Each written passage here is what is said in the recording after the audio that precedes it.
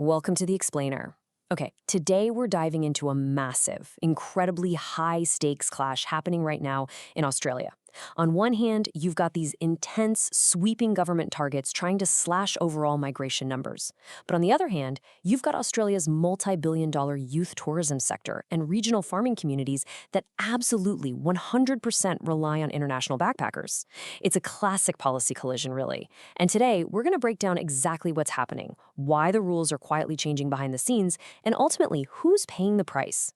Real quick though, before we jump right into the data, let's just cover our bases with a quick disclaimer. This explainer is for informational purposes only.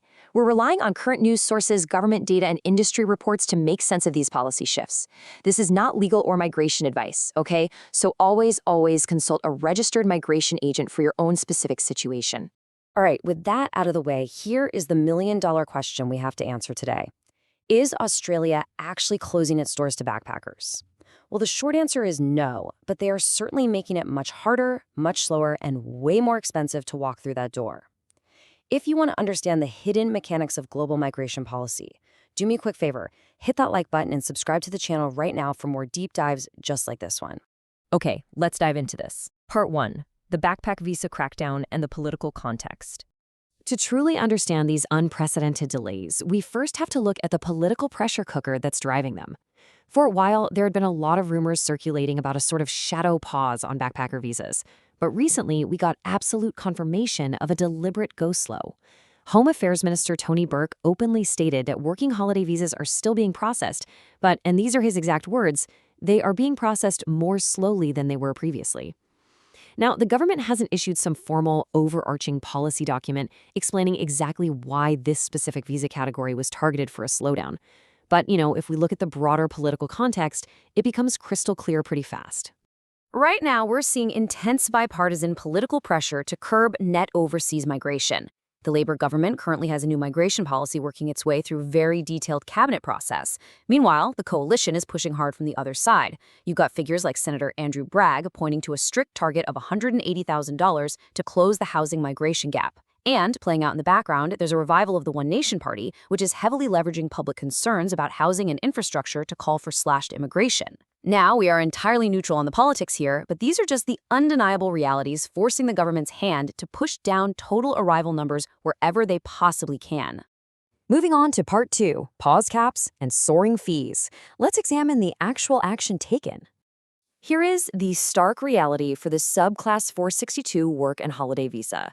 According to the Department of Home Affairs website, a staggering 95% of the annual caps for partner countries are effectively paused right now. 95%.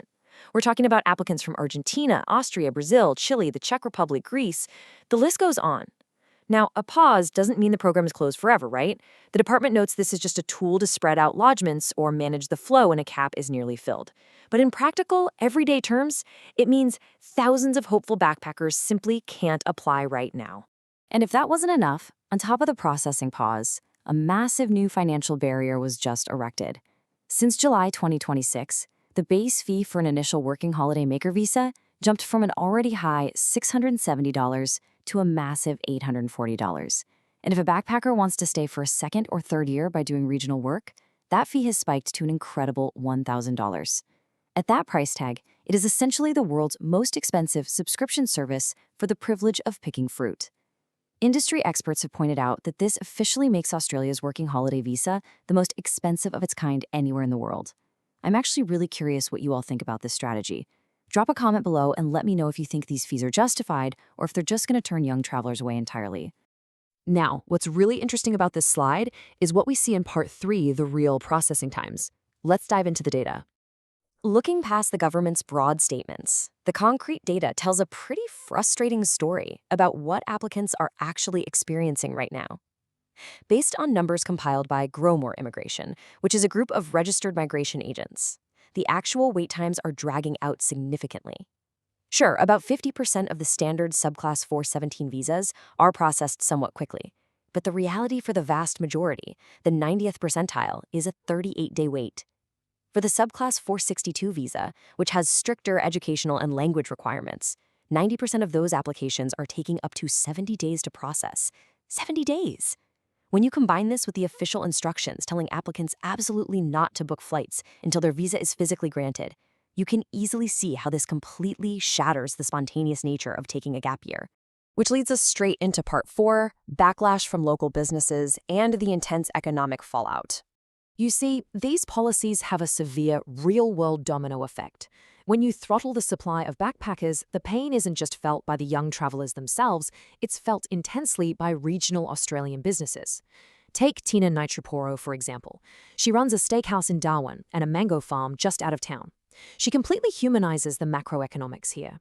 She said, "We wouldn't be able to pick the amount of mangoes, we wouldn't be able to open these doors every day. It's not backpackers taking away houses from people in Sydney." And honestly, she hits the nail on the head.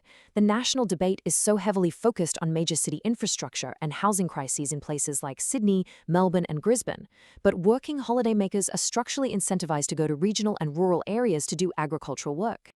This exact frustration is echoing at the absolute highest levels of the tourism industry right now. Peta Zietsch, the chair of the Backpacker and Youth Tourism Advisory Panel, or BYTAP, strongly warned that the combined fee hikes and processing delays are severely damaging Australia's reputation. She noted that this reciprocal cultural exchange program has been running successfully for 50 years, half a century. By placing barriers in front of it now, she argues we are essentially shooting ourselves in the foot, especially when it comes to regional areas that completely rely on this dispersed, casual mobile workforce.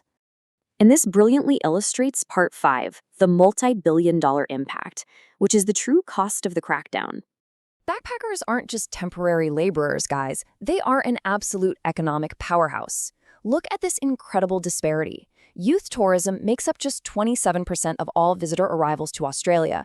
But because they stay longer, they work locally, and then they spend virtually everything they earn traveling around the country, they account for an astounding 45% of all visitor spend. They drastically over-index in their economic contribution compared to your traditional tourists, who might just, fly in, stay in a nice hotel for a week, and then fly right out.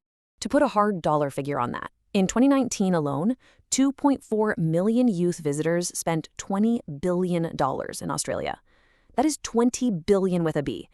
Tourism Australia officially classifies them as high-yielding travelers because their lifetime value to the economy is just immense. So the stakes here literally couldn't be higher. In the rush to lower the total number of migrants entering the country, there's a very real, very present danger of accidentally suffocating a $20 billion golden goose. Which leaves us with this final, incredibly complex question. Can Australia actually meet its strict migration reduction targets without crippling the regional farms and youth tourism sector that have sustained it for half a century? Or, in the rush to close the door, are they accidentally locking their own economy outside? It's a high-wire balancing act for sure, and we are going to be tracking it every step of the way. If you found this breakdown valuable and you want to keep exploring the realities of policy and economics with me, please share this explainer. Hit that subscribe button, and I'll see you in the next one.